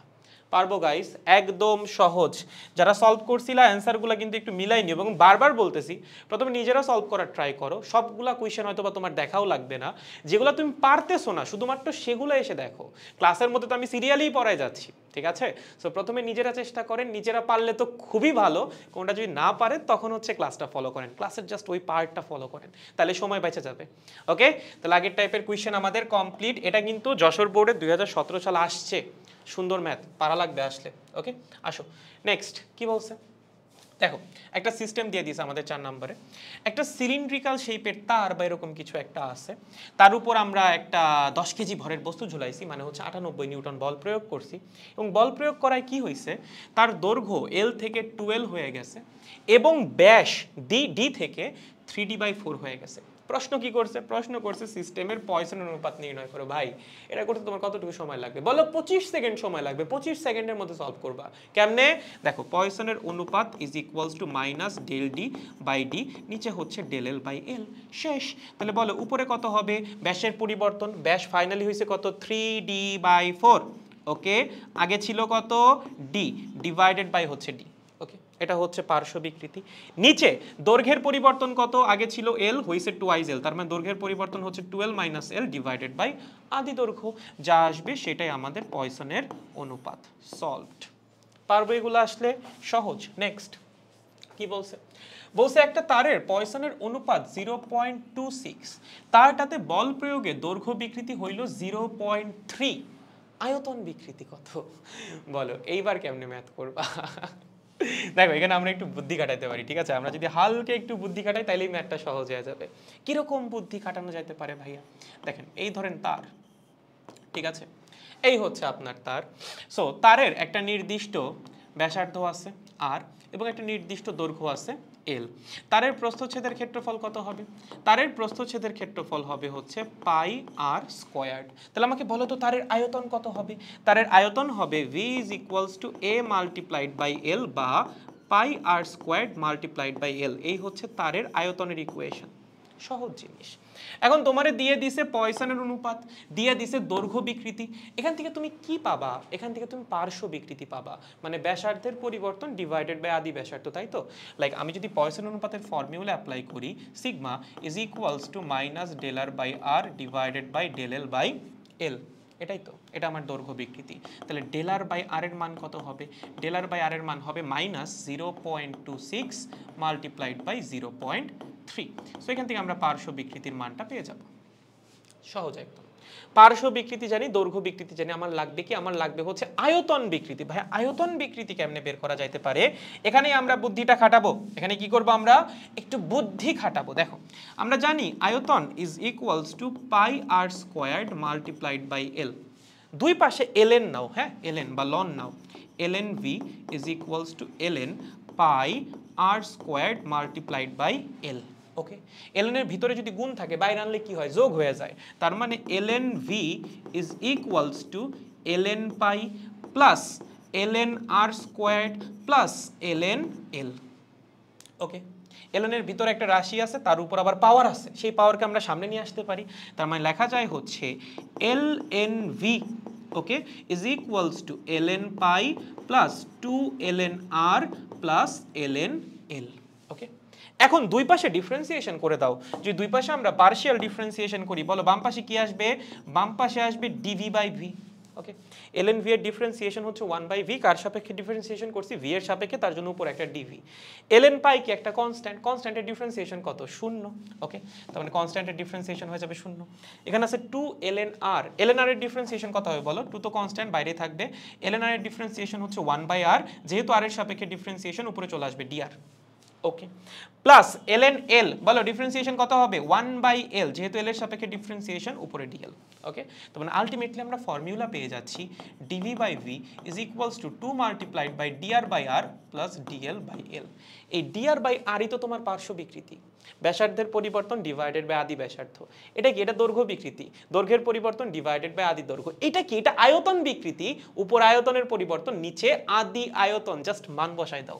দেখো পার্শ্ব বিকৃতি আমরা পেয়ে গেছি পয়সন অনুপাত থেকে, এই যে মাইনাস 0.26 ইন্টু 0.3, ঠিক আছে, প্লাস দৈর্ঘ্য বিকৃতির মান কোশ্চেনেই দেওয়া আছে 0.3। এখান থেকে ক্যালকুলেট করলে তোমার আয়তন বিকৃতির মান বের হয়ে যাবে। বুঝছো? ট্রিকি ম্যাথ, মাথা খাটাইতে হবে। পারবো? সহজ। গুড, নেক্সট আসেন। কি বলছে? 10 সেন্টিমিটার বাহু বিশিষ্ট একটা ইস্পাতের তৈরি ঘনকের উপরিতলে 2.48 মাল্টিপ্লাইড বাই 10⁷ নিউটন আকার পীড়ন সৃষ্টিকারী স্পর্শক বল প্রয়োগ করলে বিপরীত স্থির তলের সাপেক্ষে, ও মাই গড, তলটা 2.95 মিলিমিটার সরণ ঘটে। ঠিক আছে, অপর দিকে 3 সেন্টিমিটার বাহু বিশিষ্ট একটা অ্যালুমিনিয়াম ঘনকের বিপরীত তলে সমান ও বিপরীতমুখী স্পর্শকীয় বল প্রয়োগে তলের কৌণিক সরণ হয় 0.01 ডিগ্রি। অ্যালুমিনিয়ামের আকার গুণাঙ্ক দিয়ে দিছে। প্রশ্নে কি বলছে? প্রশ্নে বলছে অ্যালুমিনিয়াম ঘনকের উপর প্রযুক্ত বলের মান নির্ণয় করো। ঠিক আছে, আসো ঘনকের ব্যাপারটা বোঝার চেষ্টা করো। অ্যালুমিনিয়ামের যে ঘনকটা আছে, ধরো এই হচ্ছে ঘনকটা, ঠিক আছে, এই এই এই এই এই এই, ঠিক আছে, খুব বেশি সুন্দর হয় নাই, বাট মোটামুটি চলে যাবে। শেষ মুহূর্তে আবার সুন্দর কি? সুন্দর অসুন্দর বলে কোনো কিছু নাই, হইলেই হইছে। ঠিক আছে, ওকে। তো আমরা কি করছি? অ্যালুমিনিয়ামের যে ঘনকটা আছে তার উপর বল প্রয়োগ করছি। কতটুকু বল প্রয়োগ করছি জানি না, সেটার মানে আমাদেরকে বের করতে বলছে। এখানে আমরা স্পর্শকীয় বল বা ট্যানজেনশিয়াল ফোর্সটা অ্যাপ্লাই করছি, এবং তার জন্য আমাদের কৌণিক সরণ হয়েছে কতটুকু? কৌণিক সরণ হয়েছে 0.01 ডিগ্রি। এই যে এটা হচ্ছে কৌণিক সরণ, মানে জিনিসটা ধরো যেখানে সরে আসছে, ঠিক আছে, এই যে এইটা হচ্ছে কৌণিক সরণ থিটা। এটার মান কত? এটার মান হচ্ছে 0.01 ডিগ্রি। ঠিক আছে, তোমাকে বলছে এখানে বলের মান নির্ণয় করতে। বলো তো কৃন্তন বিকৃতি কি? এই যে যতটুকু কৌণিক সরণ হচ্ছে একটা তলের সাপেক্ষে আর একটা তলের, সেটার রেডিয়ানে যে ভ্যালুটা, সেটাই হচ্ছে কৃন্তন বিকৃতি। তার মানে এখানে কৃন্তন বিকৃতির মান কত? এখানে বিকৃতি হয়েছে কতটুকু? এখানে বিকৃতি হয়েছে, যেটা ডিগ্রিতে আছে সেটাকে জাস্ট রেডিয়ানে নিয়ে যাও। কেমনে? পাই বাই 180 দিয়ে গুণ করে দাও। পায়ের মান কত ভাইয়া? ভাইয়া পায়ের মান 3.14 ডিভাইডেড বাই 180। এটাই আমাদের বিকৃতির মান রেডিয়ানে। বুঝছেন? সহজ, গুড। ভাইয়া এখানে আমার গুণাঙ্ক কত? গুণাঙ্ক তো দিয়েই দিছে, আমরা জানি ক্রিন্তন গুণাঙ্ক ইজ ইকুয়ালস টু ক্রিন্তন পীড়ন F divided by A divided by ক্রিন্তন বিকৃতি।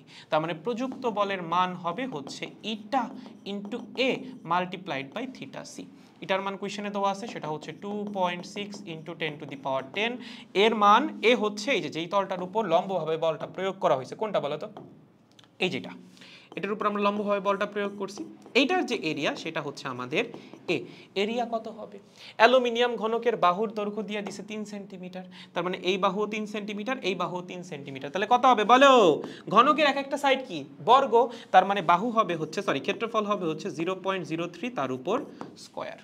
এইটা হচ্ছে প্রস্থচ্ছেদের ক্ষেত্রফল, জাস্ট মান বসাই দাও 0.03 তার উপর স্কোয়ার্ড, এবং ক্রিন্তন বিকৃতি হচ্ছে 0.01 মাল্টিপ্লাইড বাই 3.14 ডিভাইডেড বাই 180। এখান থেকে আমরা প্রযুক্ত বলের মানটা বের করে ফেলবো। সহজ, এই টাইপের কোয়েশ্চেন আসলে পারবা? Sure, good. নেক্সট, উদ্দীপকের কোন উপাদানের তৈরি ঘনকের দৃঢ়তা বেশি? বলো, দৃঢ়তা বেশি কেমনে চেক করবা? দৃঢ়তার গুণাঙ্ক দিয়ে, মানে দৃঢ়তার স্থিতিস্থাপকতা কোয়াইট সিমিলার জিনিস। যার দৃঢ়তার গুণাঙ্ক যত বেশি বা ক্রিন্তন গুণাঙ্ক যার বেশি, তার দৃঢ়তাও বেশি। বুঝছেন? তো দেখেন, একজনের ক্রিন্তন গুণাঙ্ক বা আকার গুণাঙ্ক তো দেওয়াই আছে অ্যালুমিনিয়ামেরটা, আমার দেখা লাগবে ইস্পাতের যে ঘনকটা আছে তার ক্রিন্তন গুণাঙ্কের মান কত। যদি ইস্পাতেরটা অ্যালুমিনিয়ামের চেয়ে বেশি হয় তাহলে ইস্পাতের দৃঢ়তা বেশি, আর যদি ইস্পাতেরটা অ্যালুমিনিয়ামের চেয়ে কম হয় তাহলে অ্যালুমিনিয়ামের দৃঢ়তা বেশি। বলেন কেমনে ক্যালকুলেশন করব ইস্পাতেরটা? দেখো, সব ইনফরমেশন তোমাকে দিয়ে দিছে, তোমার জাস্ট একটু বুদ্ধি খাটায় ক্যালকুলেট করা লাগবে। ভাই এটাই তো কঠিন কাজ, বুদ্ধিটাই তো আমি খাটাইতে পারি না, খাটাইতে হবে। ঠিক আছে, দেখো আমাদের ঘনক আছে এই এই এই, ঠিক আছে, এরকম এরকম, ওকে, এরকম এরকম এরকম, ফাইন। আমরা কি করছি? বল প্রয়োগ করছি। কতটুকু বল প্রয়োগ করছি? যে বলে দিচ্ছে 2.48 ইন্টু 10⁻7। কতটুকু? 2.48 ইন্টু 10⁻7 নিউটন বল প্রয়োগ করছি। ঠিক আছে ভাইয়া, করলাম। করার জন্য কি হয়েছে? উপরিতলটা সরে গেছে। কতটুকু সরে গেছে? 2.95 মিলিমিটার সরে গেছে।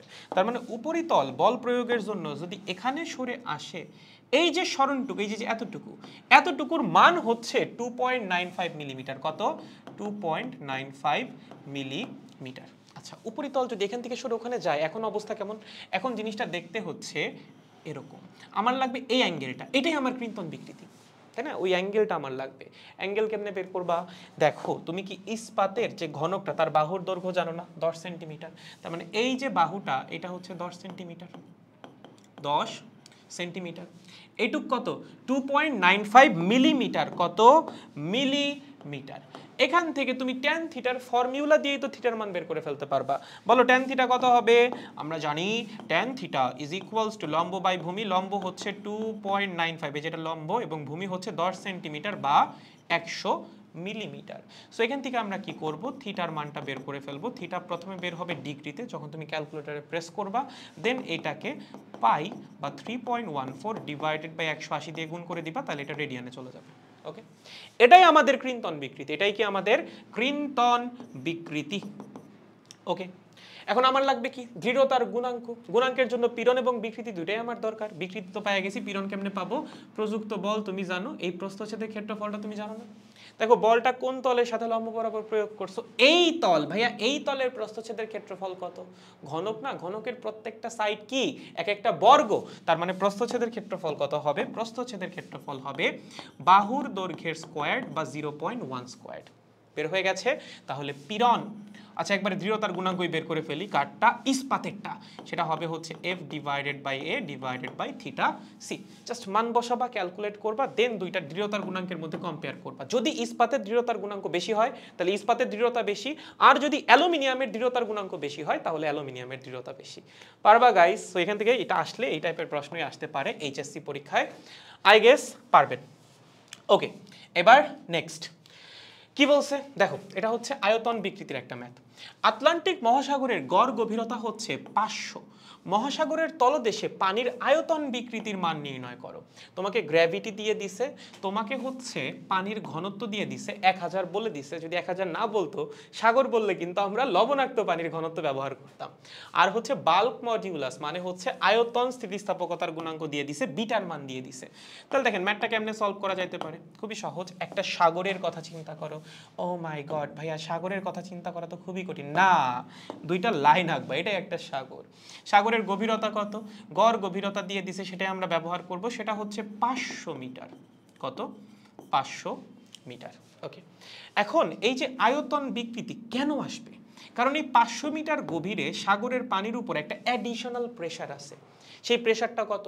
তুমি বললা ভাইয়া এখানে আছে হচ্ছে বায়ুমণ্ডলীয় চাপ, ঠিক আছে। এখানে কি আছে? এখানে আছে হচ্ছে বায়ুমণ্ডলীয় চাপ প্লাস এইচ রো জি। তাহলে এখানে প্রেসার কত? এখানে প্রেসার হচ্ছে বায়ুমণ্ডলীয় চাপ প্লাস এইচ রো জি। ঠিক আছে, প্রেসার তো এইটা, বাট আয়তনের পরিবর্তন এই পুরা চাপের জন্য হয় নাই। কেন? দেখো, বায়ুমণ্ডলীয় প্রেসার তো উপরেও ছিল, নিচেও আছে। নিচে এক্সট্রা প্রেসার কত? এক্সট্রা প্রেসার হচ্ছে এইচ রো জি, এবং এই এক্সট্রা প্রেসারটার জন্যই আয়তনের পরিবর্তনটা হবে। কারণ বায়ুমণ্ডলীয় চাপ তো উপরেও ছিল, নিচেও আছে, ওটা তো সব জায়গাতেই আছে। এক্সট্রা প্রেসার কোনটা আসছে? এইচ রো জি, লিকুইড প্রেসার, এবং তার জন্যই লিকুইডের ভলিউমটা কম্প্রেস করছে বা আয়তনটা কমে আসছে। তার মানে আয়তন কমানোর জন্য এখানে দায়ী হচ্ছে এক্সট্রা লিকুইড প্রেসার, সেটা হচ্ছে এইচ রো জি। এটার জন্য আয়তনটা চেঞ্জ হবে। তাহলে আমরা জানি bulk modulus is equals to p divided by আয়তন বিকৃতি। তার মানে আয়তন বিকৃতির মান কত হবে? Pressure divided by bulk modulus. Okay, pressure কত? এইচ রো জি।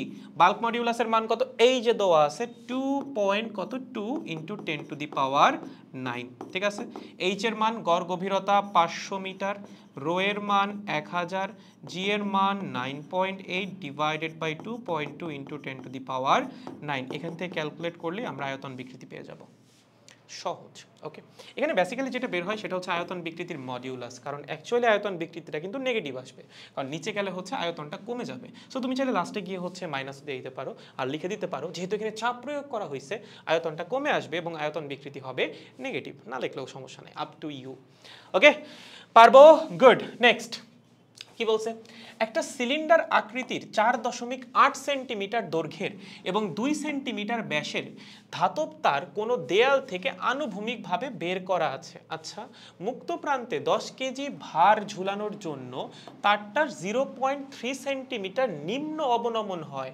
তারটার পয়সনের অনুপাত তোমাকে দিয়ে দিছে। আচ্ছা, দেন বলছে তারটাতে বল প্রয়োগে 0.05% দৈর্ঘ্য বৃদ্ধিতে কতটুকু ব্যাস হ্রাস পাবে। আচ্ছা, প্রথম কথা, যদি কখনো পার্সেন্টেজ আকারে তোমাকে দৈর্ঘ্য বৃদ্ধি দিয়ে দেয় যে দৈর্ঘ্য বৃদ্ধি এত পার্সেন্ট, দৈর্ঘ্য বৃদ্ধি অত পার্সেন্ট, সেক্ষেত্রে তুমি এখান থেকে সরাসরি দৈর্ঘ্য বিকৃতির মান বের করতে পারবা। কেমনে?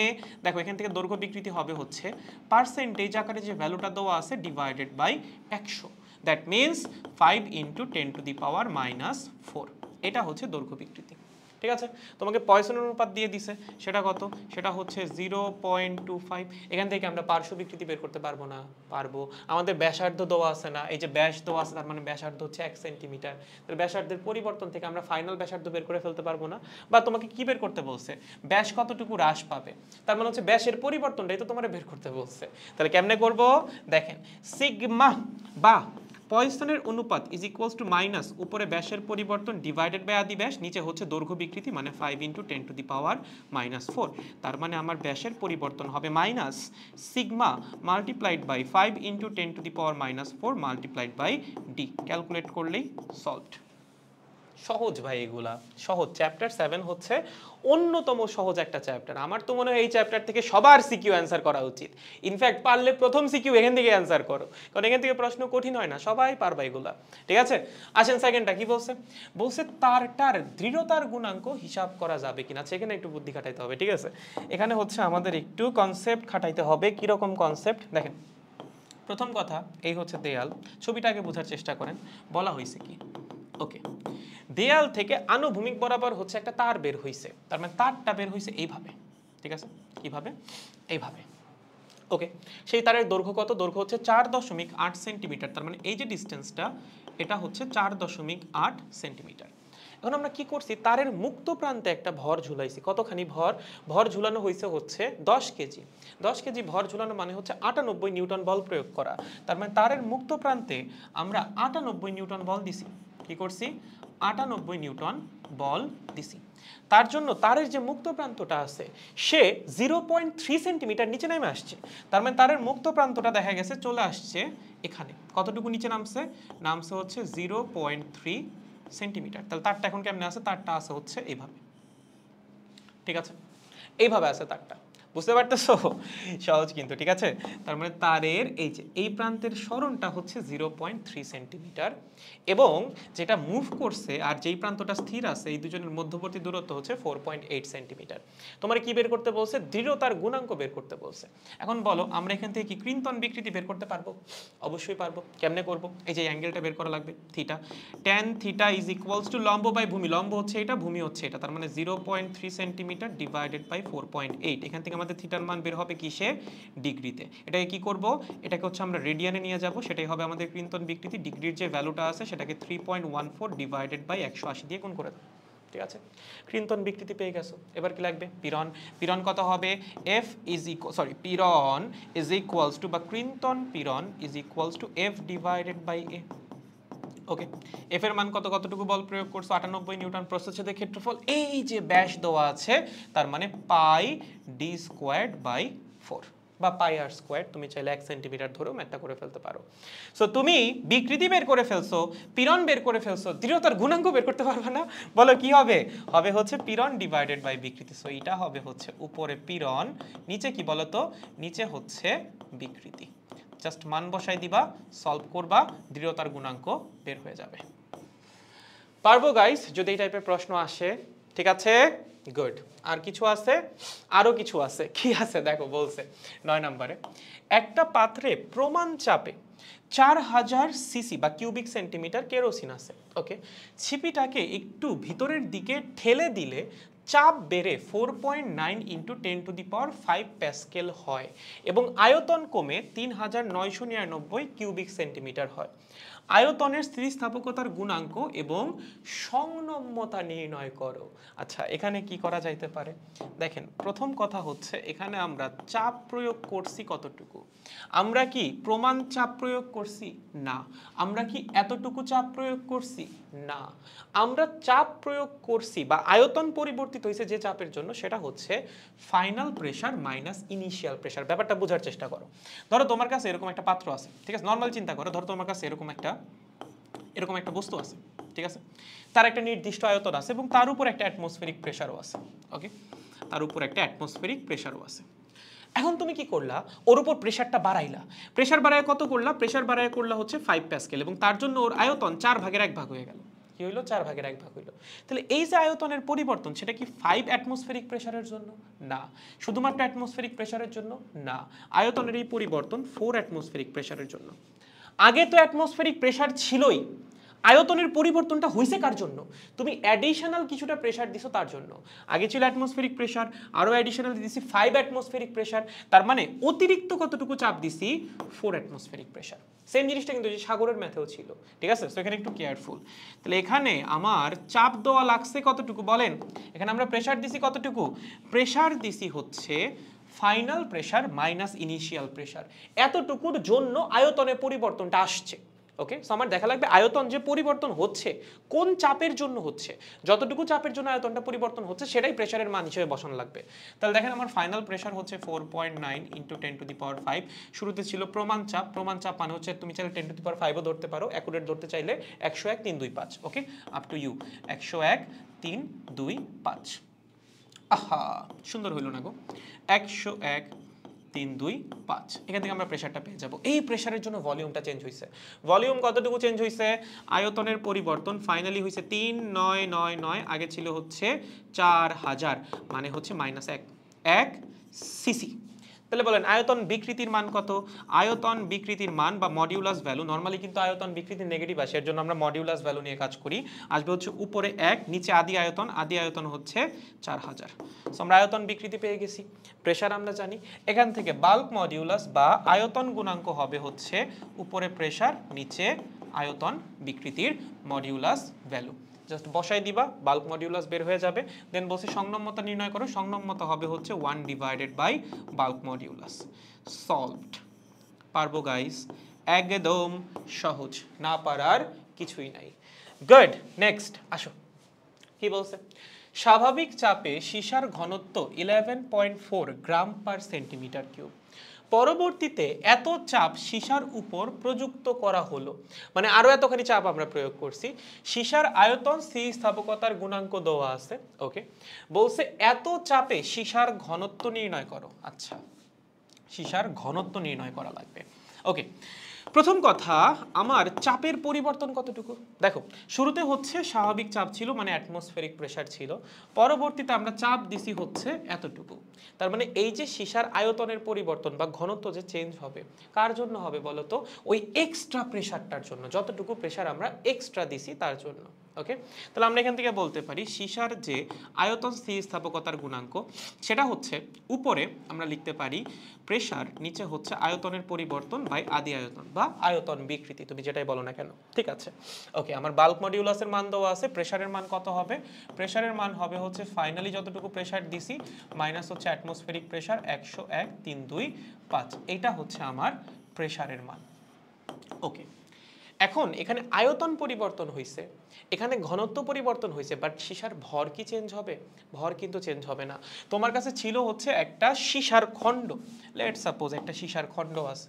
ওকে, তার একটা নির্দিষ্ট আয়তন আছে, ধরো শুরুতে v1 এবং শুরুতে ঘনত্ব আছে হচ্ছে ρ1 এবং শুরুতে ভর হচ্ছে m1।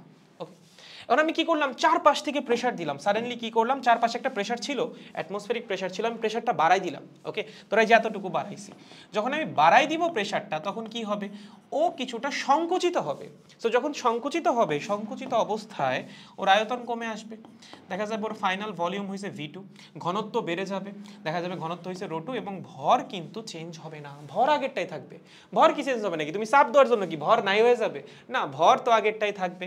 তার মানে ভর আগেও যা ছিল এখনো তাই থাকবে, ভরে পরিবর্তন আসবে না, চেঞ্জ আসবে হচ্ছে আয়তন এবং ঘনত্বে। এখন আমরা কি লিখতে পারি? প্রথম অবস্থায় ভর ইজ ইকুয়ালস টু প্রথম অবস্থার ঘনত্ব ইন্টু প্রথম অবস্থার আয়তন লেখা যায়। দ্বিতীয় অবস্থার ভর ইজ ইকুয়ালস টু দ্বিতীয় অবস্থার ঘনত্ব ইন্টু দ্বিতীয় অবস্থার আয়তন। আর যেহেতু প্রথম অবস্থার ভর এবং দ্বিতীয় অবস্থার ভর সমান, সো লেখা যাইতে পারে ρ1 v1 is equals two ρ2 v2। এটা কিভাবে রেখে দাও। ঠিক আছে, এবার এখানে আসো, আমরা কি লিখতে পারি del v by v is equals to p divided by beta? লেখা যাইতে পারে। ডেল ভি মানে কি? আয়তনের পরিবর্তন। আচ্ছা, আয়তন কি বাড়ছে না কমছে? কমছে।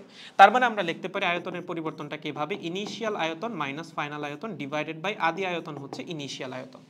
ওকে, গুড। আর এখানে আছে পি ডিভাইডেড বাই বিটা, ওইটার মান তো আমরা জানি, পি এর মান হচ্ছে এইটা, বিটার মান তো আমার কোয়েশ্চেনেই দেওয়া আছে। সামহাও এখান থেকে হচ্ছে আমার ঘনত্বটা নিয়ে আসা লাগবে। কেমনে নিয়ে আসবো? দেখো, এখানে হালকা একটু বুদ্ধি খাটাবো। দুই পাশে মানে উপরে নিচে হচ্ছে ভিআই দিয়ে কাটাকাটি করে দাও, তাহলে থাকবে 1 minus v f divided by v i is equals to pressure divided by beta. Okay, v f মানে কি? ভিএফ মানে হচ্ছে ফাইনাল ভলিউম, মানে হচ্ছে ভি2, এটাই হচ্ছে আমার ভিএফ। ওকে, আর আমার ভিআই মানে কি? ভিআই মানে হচ্ছে ইনিশিয়াল ভলিউম, এটাই হচ্ছে আমার ভিআই। তার মানে আমি লিখতে পারি ইনিশিয়াল ঘনত্ব into initial volume is equals to final ঘনত্ব মাল্টিপ্লাইড বাই ফাইনাল ভলিউম। এখানে কি আছে? Final volume by initial volume. দেখো তো, final volume by initial volume কি হবে? ইনিশিয়াল ঘনত্ব বাই ফাইনাল ঘনত্ব। তাহলে ওখান থেকে যদি আমি রিপ্লেস করে দেই 1 মাইনাস ইনিশিয়াল ঘনত্ব বাই ফাইনাল ঘনত্ব is equals to p divided by beta, that means p i by p f হবে হচ্ছে 1 minus p divided by beta. এখান থেকে আমরা ফাইনাল যে ঘনত্বটা সেটার মান বের করে ফেলতে পারবো, ইনিশিয়াল ঘনত্ব divided by 1 minus p divided by beta. Just মান বসাই দাও, তাহলে তোমার ফাইনাল ঘনত্বের মান বের হয়ে যাবে। পারবা? এরকম সিমিলার একটা সুন্দর ম্যাথ ছিল যে সাগরের তলদেশে পানির ঘনত্ব যে পরিবর্তন হয়, এমনি সলভ করতা না? এমনি তো সলভ করতা। সুন্দর ম্যাথ, পারবো? গুড। বলছে একক আয়তনে সঞ্চিত শক্তি নির্ণয় করা যাবে কি? আচ্ছা, তাহলে এখানে আমরা কি করব? এখানে হচ্ছে আমরা টোটাল কৃত কাজটা বের করব, ঠিক আছে? মানে এই যে পুরা সীসাটাকে যে আমরা এই যে পরিবর্তন করলাম, তার ভলিউমে যে পরিবর্তন আসলো, তার জন্য আমরা কি করব? পুরা সীসার মধ্যে কতটুকু কাজ আমরা করছি সেটা বের করব। দেন সেই সীসাকে তার আদি আয়তন দিয়ে ভাগ করে দিব। আদি আয়তন তো আমরা জানি। আচ্ছা, আদি আয়তন আমার যে জানা লাগবে তাও না, হ্যাঁ, আদি আয়তন না জানলেও হবে। সেখান থেকে হচ্ছে আমরা একক আয়তনে সঞ্চিত শক্তি বের করে ফেলবো। ওকে, সো এগুলো তো অনেকগুলো করাইলামই। এই একটা হচ্ছে আপনাদের নিজেদের জন্য থাকুক হোমওয়ার্ক, এটা একটু চিন্তা করেন, ঠিক আছে, কেমনে সলভ করা যেতে পারে একক আয়তনে সঞ্চিত শক্তি। আই গেস পারবা, কঠিন কিছু না, ঠিক আছে? এবং এখানেই হচ্ছে আমাদের প্র্যাকটিস শিট বলতেছি, সাজেশন শিটের চ্যাপ্টার 7 এর যতগুলা কোয়েশ্চেন ছিল সবগুলা সলভ। সো চ্যাপ্টার 7 এ আমরা হচ্ছে টোটাল 8টা টাইপের কোয়েশ্চেন রাখছিলাম এবং 8টা টাইপের মধ্যে আবার অনেকগুলা করে কোয়েশ্চেন ছিল। সো মোটামুটি এগুলো যদি আপনার পড়া থাকে that will be enough for your HSC exam. লাস্টের যে ম্যাথটা চাইলে এটাকে স্কিপ করতে পারো, এটা এইচএসসির জন্য আসলে খুব বেশি ইম্পর্টেন্ট না, এটা অ্যাডমিশনের জন্য মোর ইম্পর্টেন্ট। বাট তার আগে যেগুলো করাইছি সেগুলো সব কিন্তু এইচএসসি পরীক্ষার জন্য খুবই গুরুত্বপূর্ণ। স্পেশালি প্রথম পার্টের যেগুলো ছিল, আমি একটু যদি প্রথম পার্টে যাই, আমাদের প্রথম পার্টে যে কোয়েশ্চেনগুলো ছিল এখানে, এগুলো থেকে কিন্তু প্রচুর প্রশ্ন আসে। তুমি যদি একটু 23-24-এর কোয়েশ্চেন অ্যানালাইসিস করো তাহলেই বুঝতে পারবা এগুলো থেকে প্রচুর পরিমাণে প্রশ্ন হয়। সেগুলো একটু ভালো মতো সলভ করা লাগবে, ঠিক আছে? যেভাবে টেকনিকগুলো বলছি, কখন কিভাবে কি ফর্মুলা অ্যাপ্লাই করা লাগবে, এগুলো একটু ঠান্ডা মাথায় বাসায় বসে খাতার মধ্যে নোট করো, সাজেশন শিটটার মধ্যে মার্ক করে রাখো। এর জন্যই বারবার বলি একটু প্রিন্ট করাই নাও। প্রিন্ট করলে তোমার হাতে একটা হার্ড কপি থাকবে, তখন তোমার জন্য মার্কিং করাটা ইজি হবে। মার্ক করে রাখো যে এই কোয়েশ্চেনটা আমি একবারই পারতেছি, এই কোয়েশ্চেনটা সলভ করার জন্য আমার ক্লাস দেখা লাগতেছে। দেন পরীক্ষার আগে শুধুমাত্র মার্ক করা কোয়েশ্চেনগুলো দেখে যাবা। ওকে, তাহলে পড়তে থাকেন ঠিকঠাক এবং পরবর্তী দিন আপনাদের গ্র্যাভিটির যে ক্লাসটা সেটা চলে আসতেছে, তারপরের দিন ওয়ার্ক পাওয়ার এনার্জি আসতেছে, তারপরের দিন নিউটনিয়ান মেকানিক্স আসতেছে এবং লাস্টে গিয়ে হচ্ছে ভেক্টরটা আসতেছে। এবং আমরা একই সাথে সেকেন্ড পেপার সাজেশন শিট নিয়ে কাজ করা শুরু করে দিছি। আশা করতেছি খুব দ্রুতই আপনাদের হাতে সেটা পৌঁছায় দিতে পারবো, জাস্ট আপনারা ঠিকঠাক পড়াশোনা করতে থাকেন। তাহলে আজকের মতো এই পর্যন্তই বাচ্চারা। আই গেস প্রবলেমগুলো বুঝতে পেরেছেন এবং আমি সলভ করার আগে আপনারাই সলভ করতে পারছেন, তাহলে তো খুবই ভালো। যেগুলো বুঝতে পারেন নাই সেগুলো আশা করি ক্লাস দেখে বুঝে গেছেন। পড়তে থাকেন। আজকের মতো বিদায়, আদিওস, টাটা।